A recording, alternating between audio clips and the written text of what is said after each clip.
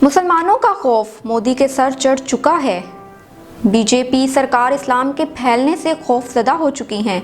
भारत में मुसलमानों की जारी मुनज़्ज़म नस्ल कशी के बावजूद इस्लाम के फैलाव ने मोदी सरकार को परेशान कर दिया है, जिसके बाद अब भारतीय रियासतों में ऐसे इक़दाम किए जा रहे हैं जिनका मकसद सिर्फ और सिर्फ मुसलमानों को तंग करना और इस्लाम के फैलाव को रोकना है।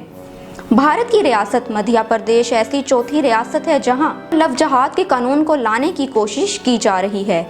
इससे कबल उत्तर प्रदेश, हरियाणा और कर्नाटक की रियासती हुकूमतें भी इसी तरह का कानून बनाने की बात कह चुकी हैं। हैरानकुन बात यह है कि इन तमाम रियासतों में बीजेपी की हुकूमत है। लव जहाद क्या है? मोदी सरकार इससे परेशान क्यों है?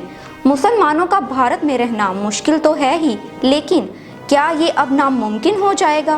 क्या भारत में रहने वाले मुसलमान फिर से अलग वतन की जदोजहद करना शुरू कर देंगे? इस वीडियो में आपको ये सब बताएंगे।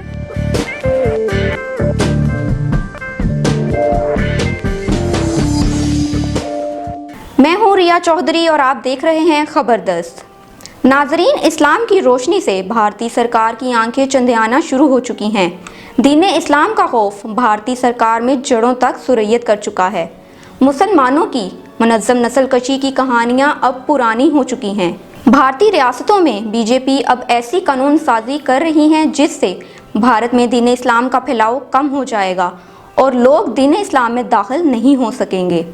भारतीय रियासत मध्य प्रदेश में एक बिल पेश किया जा रहा है जिसमें लव जहाद को गैर जमानती जुर्म करार देते हुए मरकजी मुल्जिम और इसका साथ देने वालों के लिए 5 साल की सख्त सज़ा का एहतमाम किया जाएगा।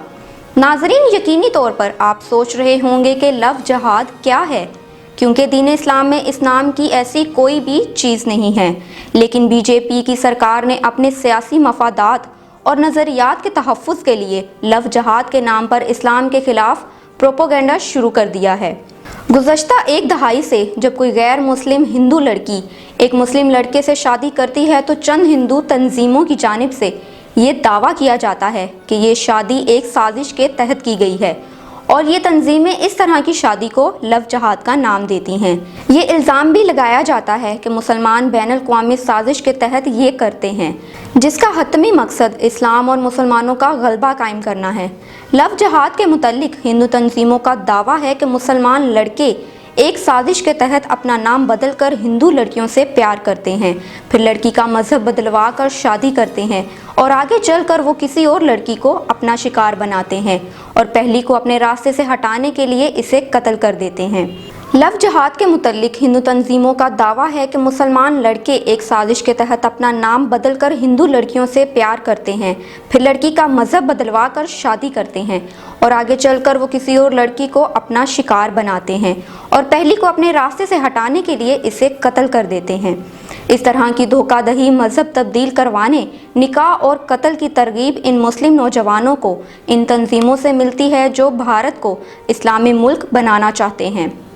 लेकिन इन तमाम इल्ज़ामात और दावों की कोई हकीकत नहीं है, क्योंकि हक़ाइक़ का तज्ज़िया किया जाए तो अगर हिंदू लड़कियों को ज़बरदस्ती मुसलमान बनाकर शादी करने पर मजबूर किया जा रहा है और नया कानून इससे निमटने के लिए बनाया जा रहा है तो भारत की मुख्तलिफ रियासतों में से पहले से ही जबरन तब्दीली मजहब के ख़िलाफ़ कानून मौजूद है।